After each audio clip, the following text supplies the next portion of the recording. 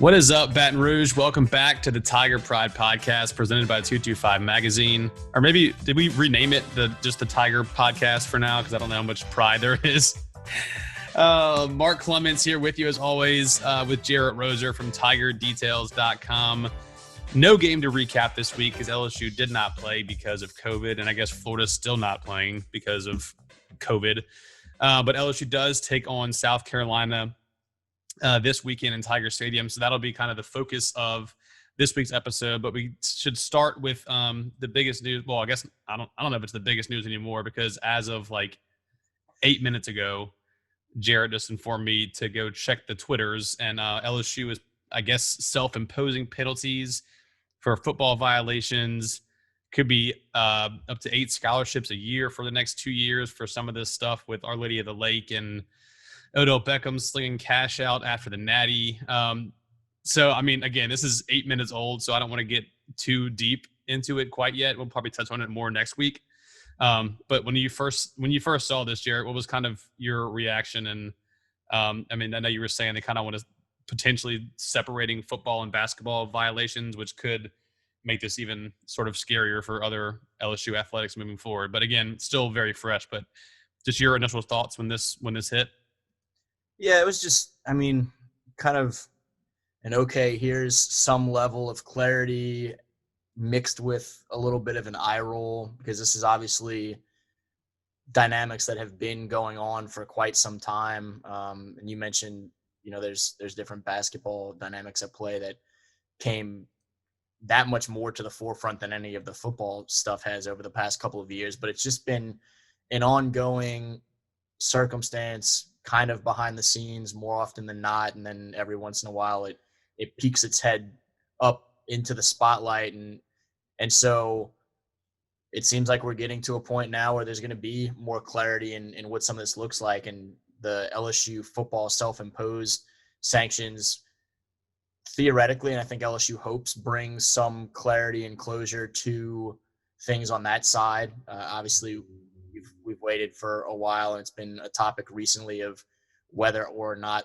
the committee looking into some of the basketball allegations would be looking at both sports together, or if these would be separate issues. We still have to see if the NCAA accepts those football sanctions that LSU is self-imposing, or if there's potentially further sanctions that the NCAA feels are appropriate. And so a lot still remains to be seen, both football and bigger picture athletic department, multi-sport type dynamics. But it's interesting to see some of this level of details come out in what has been just kind of a nebulous, out there, ongoing investigation for so long. Obviously, Odell theoretically being banned from campus for a couple of years is the flashy headline, attention-grabbing Twitter piece that SI went with. But there's a lot of interesting details there if this is the sanction that LSU football is looking at. I just, like, my nature of being close to recruiting, close to the kids, seeing the potential recruiting sanctions was kind of hit closer to home for me than Odell having to stay in Cleveland for a couple of years. Yeah. Still not much to add to the pride of the name of the podcast, but we'll see. We'll see how this develops. Not great. And up until this news that just broke, the other biggest news of the week, at least here in Baton Rouge, was the injury to Myles Brennan. It was kind of the talking point last week, and then I think a lot of us, at least I thought, when the Florida game gets pushed back, you have a lot better shot. You give Myles another week to kind of prepare and rehab. And the more this week kind of goes on, again, nothing official yet as of recording this Wednesday around 1 o'clock, a little before 1. But just from reading between the lines of what Coach O is saying, it doesn't seem like it's a likely outcome that Brennan can start this game. So then you're kind of looking at TJ Finley or Max Johnson. TJ Maxx, as his name has been affectionately, the combination has been dubbed this week. Do you have any sort of inkling as to who you think might get the first reps? It sounds like both are going to get some action in there. So I don't know if that, is a huge deal over who gets the first reps, but any idea of who kind of takes the first snaps out of those two guys? I just hopped off a little live video convo with our guy Wes Mitchell up at Gamecock Central, the South Carolina site on the Rivals Network, and he was asking me about that. And I told him if I have to guess right now with what little tidbits I can kind of glean from midweek, that I would say Max Johnson is who I bet if I'm forced to takes the first snaps. But I think it's really kind of a toss-up, and then we'll see how these last couple of days of practice go this week. I think they do honestly feel comfortable with both of those guys in a very similar fashion, and that they're just monitoring more of the intangible side and leadership and poise and all of those things. And that's a big piece of why I think that you'll see both of them Saturday anyway, and they've been very upfront with that, and that regardless of who takes those first snaps, who takes the most meaningful snaps down the stretch will remain, up for debate depending on who looks better in those situations as Saturday progresses. And so I lean slightly Max's direction as who I would again wager on if forced to start. But ultimately I think we see both of them have that opportunity to, I think, continue to compete to win that job and those reps as Saturday progresses. Yeah, I'm excited to see both, and they kind of fill two different types of quarterback styles. I mean, TJ's taller, a little bit bigger. He's listed on the site right now as 242. I'm not sure that's after he's dropped weight since he's been at LSU. And Max Johnson, the lefty, with a little bit more of a dual threat in his arsenal. So they bring two different things, and I'm just kind of curious as to how they both look, because I mean, Coach O said this week, and you don't know how much of this is coach speak versus how much they really believe in these guys and their future, but thinks they both have NFL type talent, and this is obviously kind of the future of LSU as it's lining up right now. But it doesn't come at a great time when LSU's drop some of these games they don't want to be dropping, and one of the and I don't want to say few, but one of the brightest spots of the team has been Myles Brennan and the passing attack, and now that's being taken away, and you're trying to fix the defense this whole time. So I mean, again, doesn't come at a great time for LSU, but if this offense is in place and these guys they've had the extra spring to get prepared before hopping into fall camp, but it's going to be a battle, and we're going to get into some of the guys they're going to face up against. I guess we can go kind of into that now because they have two really good. I need to put my costume on. I just need a heads up. Okay. So yeah, so let's before we do that, let's do a little transition action. We'll just kind of flip it, boom.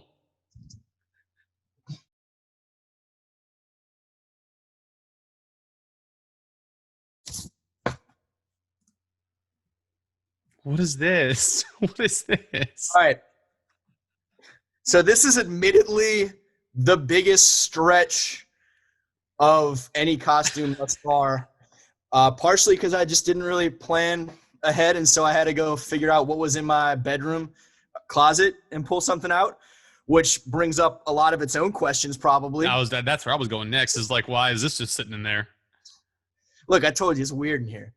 So I don't know if you know this. You came up with some very interesting connections for some of the food and bevs for opposing teams last year. Mm-hmm. South Carolina has an island off its coast called Morgan Island, where there's 3,500 free-range rhesus monkeys just kind of big chilling in North America. And I feel like that's a very weird, fun fact about South Carolina. I know it's getting close to Halloween. That's rhesus monkeys, not Reese's. It's not like a peanut butter monkey colony, but it's what is this island called? I'm about to look it up right here. Morgan Island, or I think people there actually do kind of like colloquially refer to it as Monkey Island. And I think that's a really weird North America / South Carolina fact that a lot of people don't know about. I certainly didn't until I started. Trying to look up different, South Carolina facts. I had looked into like some turkey type options and was going to joke about cooking turkey, whatever. But didn't get on that quickly enough. Didn't feel like going out and finding something here locally, and didn't know if I'd be jumping the gun too much to Thanksgiving time, that route. And so got kind of behind some things. And now and this onesie is not even a rhesus monkey. It's like not. I just looked up a rhesus monkey, and that's yeah. not. I thought you were about to pull like some players from Cincinnati, and so you're just like shouting out Harambe before, you know. No, That's where I thought you were going when I first saw the costume, is that you were going the Harambe direction somehow. I do. I mean, I have the tattoo to shout out Harambe every day, but that's not true. But yeah, the Reese's, I'm gonna say Reese's monkey since we're close to Halloween time, and I think it's a weird fact that's off the wall and kind of a stretch and makes not a lot of sense. And I feel like this game is gonna be that kind of a weird game to just, I mean, have some fun with it, enjoy it, survive it, and I mean, somebody's gonna be happy at the end of it. But somebody will be. And you just sparked me to want to have like a Halloween candy like discussion / debate, but let's save it for Halloween weekend game. But this is getting my wheels turning, because I've had some hot debates about like cotton candy, like the best kind of Halloween candy you can get. Some people go chocolate, some go like the, you know, sweet and sour direction. So we'll save this, but this could be good. See, you've been doing the costumes, but I had to get out my one South Carolina shirt that I own from a different island that has, well, as far as I know, doesn't have 4,000 rhesus monkeys, but they have some nice beaches, which I've been there once. I saw a picture of a monkey on a beach one time. That was good. I didn't see any monkeys, but I was there. I would have loved to. But yeah. There we go. Smooth transition right into the LSU South Carolina game. So South Carolina's they're 2-2 in the season. They started 0-2 with losses to Tennessee and Florida, and they won their last two against Vandy and the big win last week against Auburn. And we'll start with the defense, since we were kind of touching on the freshman quarterbacks who LSU may be playing. And the first thing that stood out to me, the first direction I kind of looked, was their cornerbacks, and they've got two really good ones, arguably one of the best duos in the conference. Joe Horn's son, J.C. Horn, and then Israel Makwamu from Parkway. There you go. So Louisiana versus, and I guess not all y'all, Louisiana versus Louisiana in this one. But when you see that LSU or whatever freshman quarterback is going to be playing is going up against that kind of duo, it's not great. And especially when you kind of add in their D line, which I'll kind of touch on next, who have two of the top sackers in the SEC. It was a spot where you'd really like Myles to be in there, knowing what he's doing and delivering some beautiful balls. I mean, granted, LSU's fairly deep on the at receiver, but it's this. Maybe this is kind of what you're hinting at, is somebody's going to have a good day on Saturday. This offensive game plan against the South Carolina defense, which is a pretty strong one, not the elite, but a pretty strong one, is going to be an interesting dynamic. And those two cornerbacks are kind of leading the way for South Carolina. So I haven't seen the latest update on Izzy. I hope he's able to play. He's been kind of banged up and held out, and I know it would mean a lot to him to have the opportunity to come play in Tiger Stadium. And obviously, I mean, for LSU fans listening, he plays for the other guys, but great kid, great young football player, and I'm sure would love the opportunity to be on that field against his former high school teammate Terrace Marshall and company. I was actually at Izzy's signing because of Terrace and Justin Ross and company. And so we'll see how that plays out from a personnel standpoint. South Carolina's had some other guys step in and play well. I know they have a freshman that they've liked at that other cornerback spot. And so I don't think they'll feel lost by any means if Izzy can't play, but he'd be a big plus for that group. JC kind of, if you talk to people in South Carolina, kind of reminds me of our conversations about Derek Stingley Jr. in the sense that people don't typically test him. They haven't tested him a lot the past couple of years.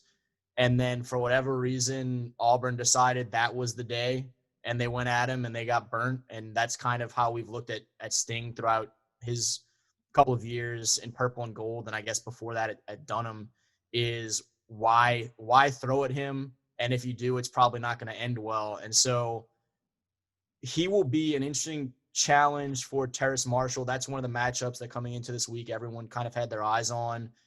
I don't know how much Horn will follow Terrace all over the formation, which is something that kind of alluded to the Tigers probably doing on Saturday, is Terrace playing in a variety of positions on Saturday. And so we'll see kind of what that chess match looks like between the two teams there. And obviously we wait to see who is the other person to step up in that receiving core from LSU, particularly if Terrace is dealing with one of the other better corners in the conference and in the country, because it's been different guys each week. And theoretically, you're going to need as much help around those young quarterbacks as possible, from the offensive line doing its part, running game getting established, as well as the receivers going out and being shorthanded and making some plays for those guys. So it will be certainly a very interesting piece of this matchup overall to see sort of the LSU receivers versus that South Carolina secondary, and who can get open and who can hold on to the ball when the pass is there. Yeah, and it's kind of been a different guy every week, whether it's been Dre or John Trey, and of course Eric Gilbert's had some moments. So, I mean, I guess that is the kind of the positive spin on it, is you've had some of those, I guess, quote unquote third, fourth string. Just you have depth there. You have guys who have showed up just besides just Terrace. And you mentioned the O-line, and this is the other part that's a little bit worrisome, but Kingsley Enagbare leads the SEC with 4 sacks from South Carolina.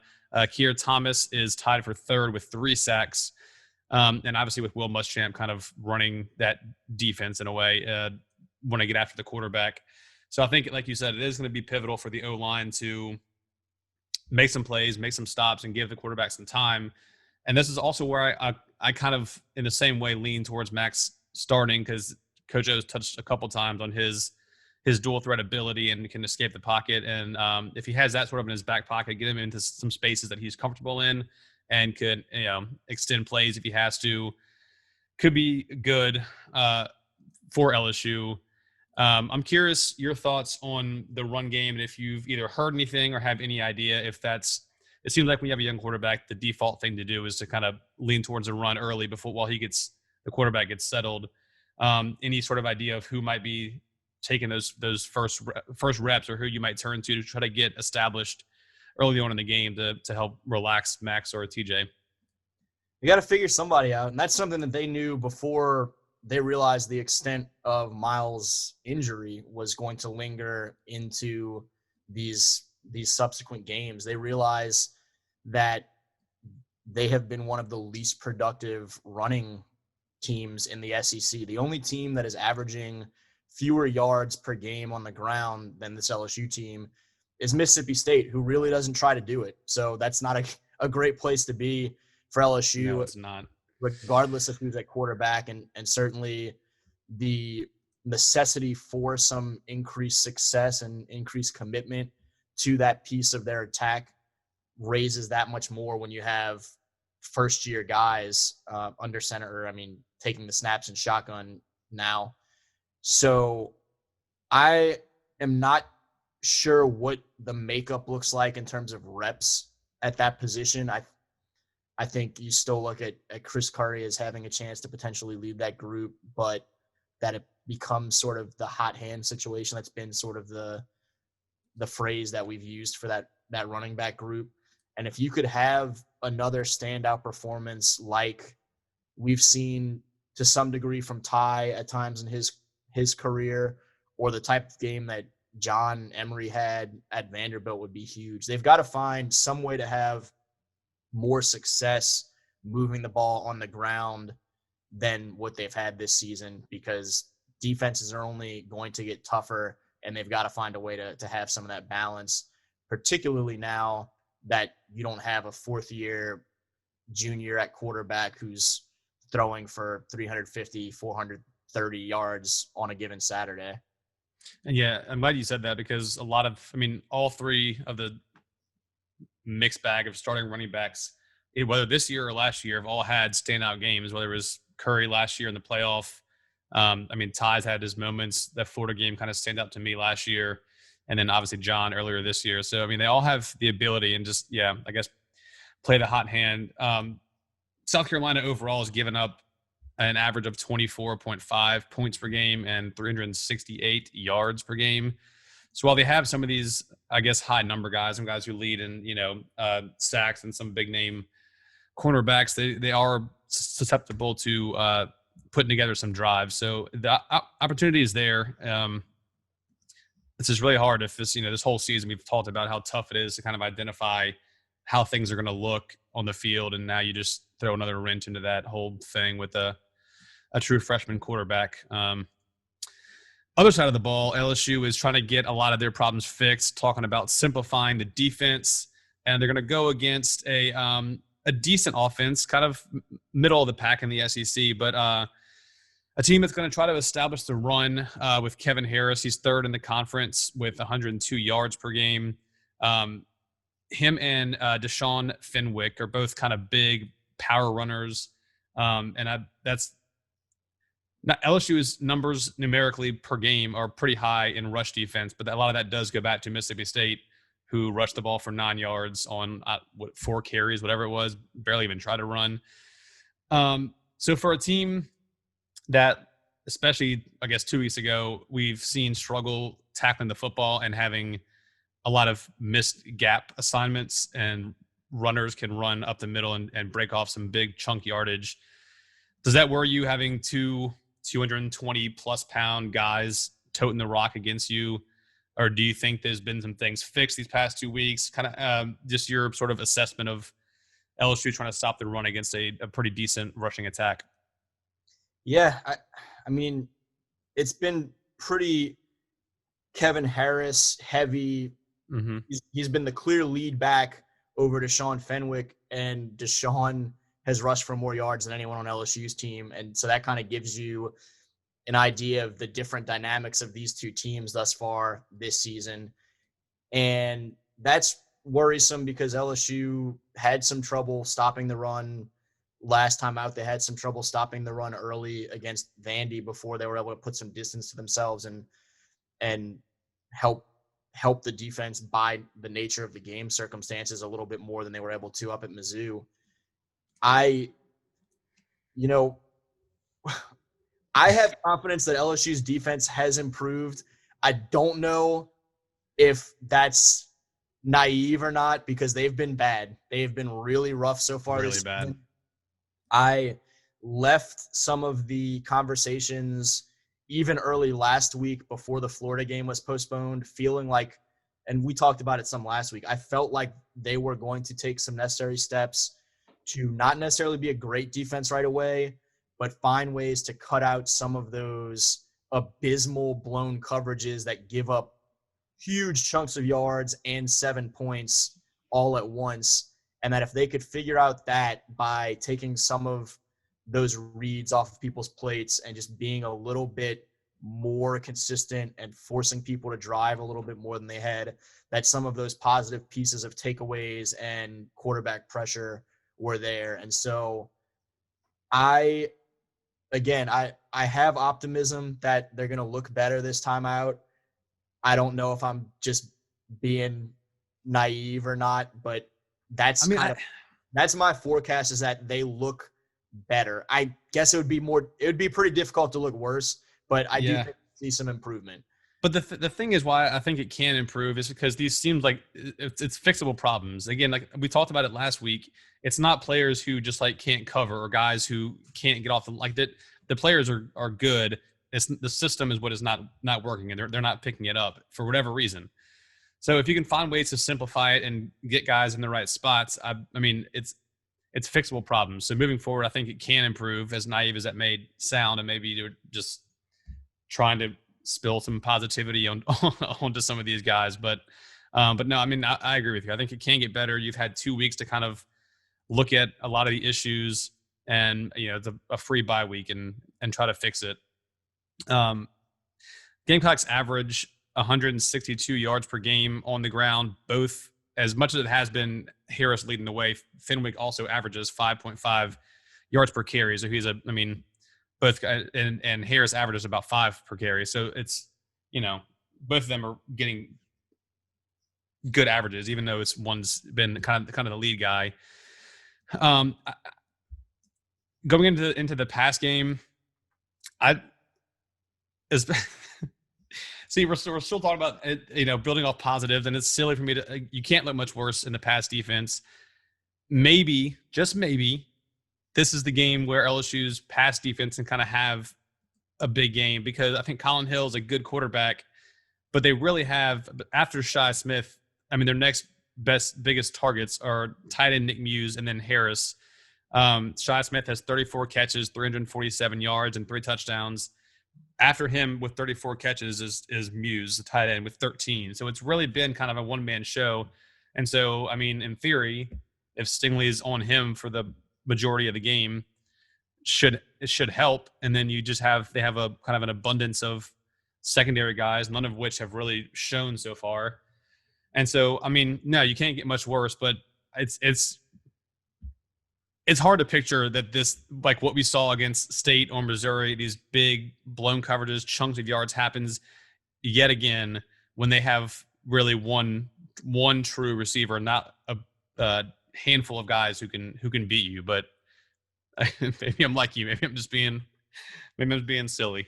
So here's my concern in that regard, and your late breaking Wednesday curveball as we record this, is that this morning the NCAA cleared Jalen Brooks's waiver for South Carolina, an offseason transfer. He's eligible to go now. And he's been somebody that throughout this season, South Carolina has continued to practice as a guy that they thought they'd have at some point and expected to be a big part of their offense.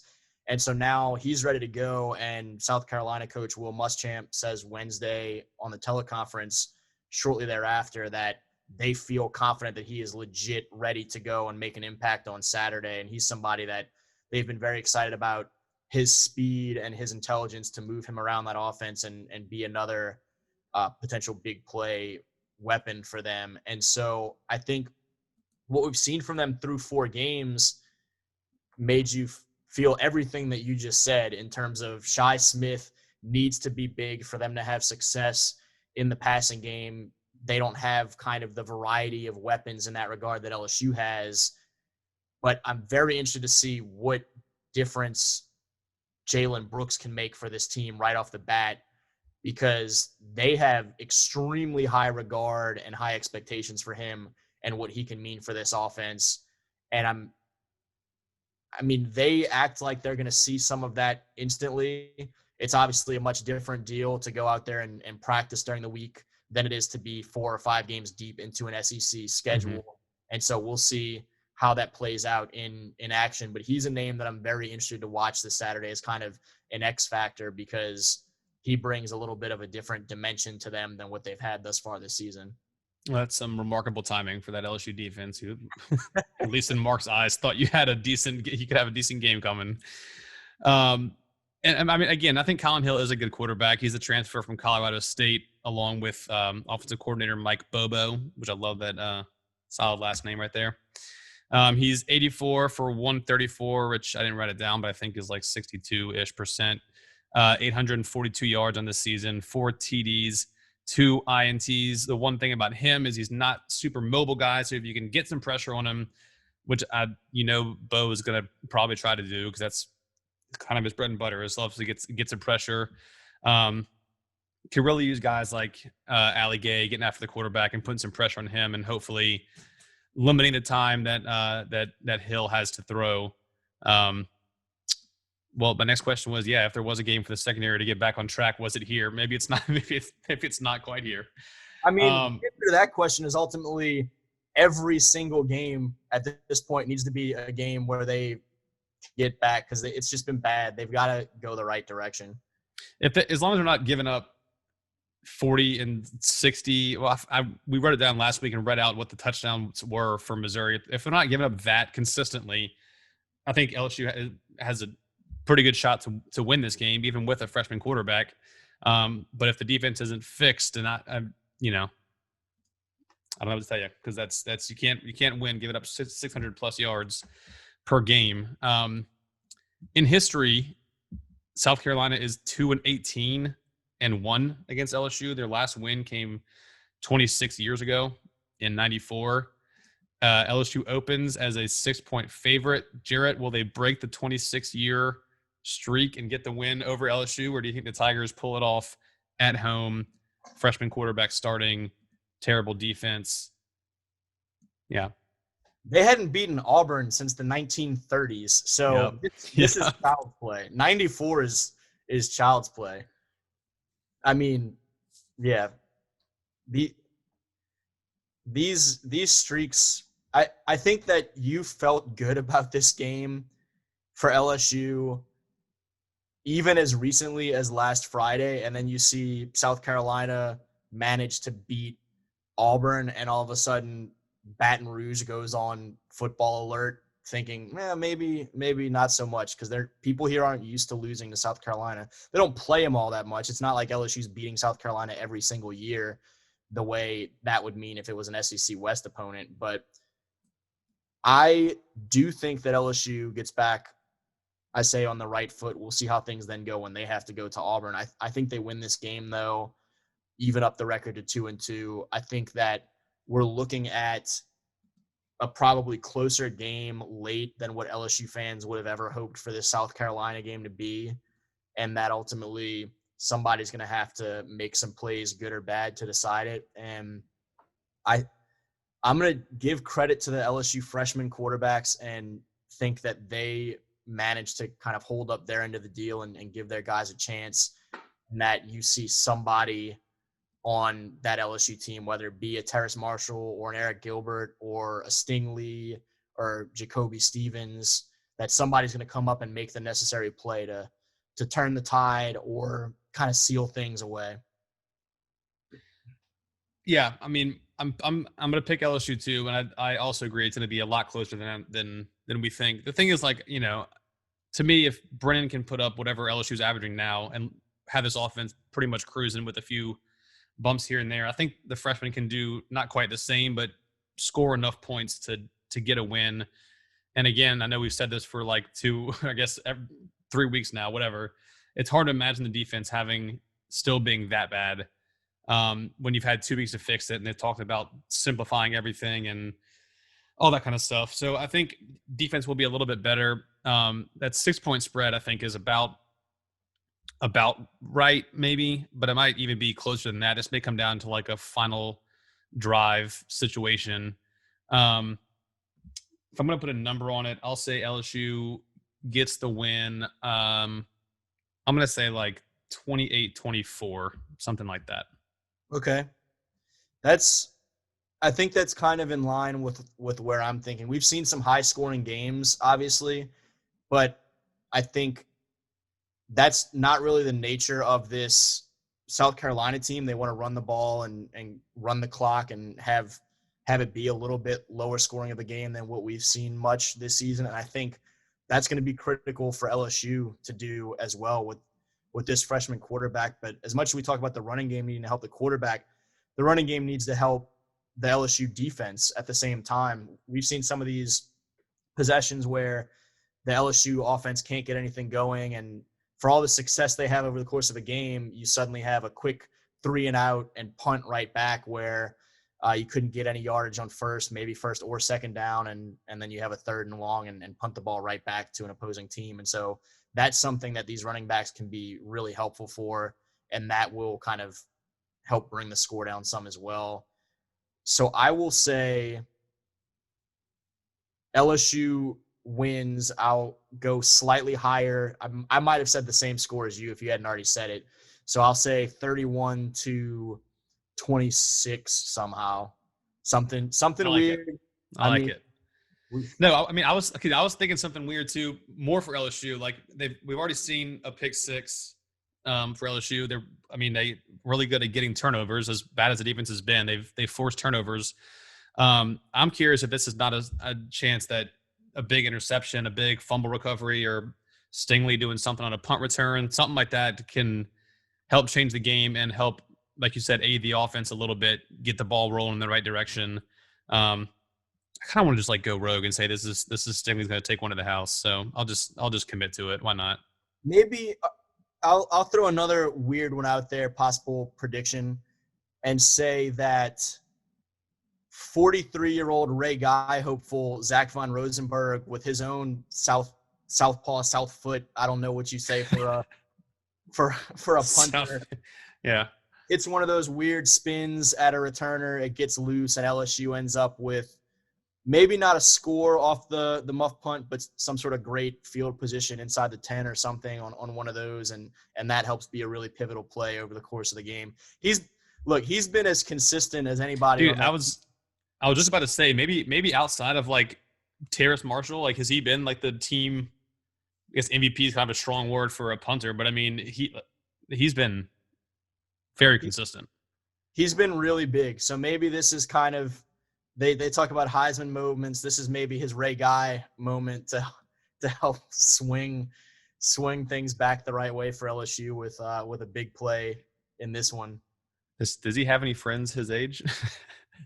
I laughed so much at that. That was good. If Zach needs any more friends his own age, he knows the Super Smash Brothers offer is on the table. We'll always. We'll get we'll uncork a nice bottle of red and play some Smash Brothers on the table. Like true 30-something-year-olds, right? Well, that'll do it for this week's episode of the Tiger Pride podcast. We'll be back next week. Is next week? Yeah, Halloween week. So we'll do we'll have some candy reviews or candy. Hey, baby, debates from Reese's to Reese's. Also, there we go. I can't wait for the clip of this to be pulled out of me offering the uncorking a red and playing some 64, still in a primate onesie. That's gonna be. I'll make sure I send it. I'll DM it straight to Zach so you can see it. Be sure to follow Jarrett on Twitter at Jarrett Roser. I'm on Twitter at Mark Clements 225 and all the 225 magazine brands. Facebook.com/225 magazine. Instagram and Twitter at 225 Baton Rouge. And of course, subscribe to the podcast. Leave us a review if you like it or if you don't. Actually, no, don't review it if you don't. Never mind. Take that back. Thank y'all for listening, and we'll see you next week.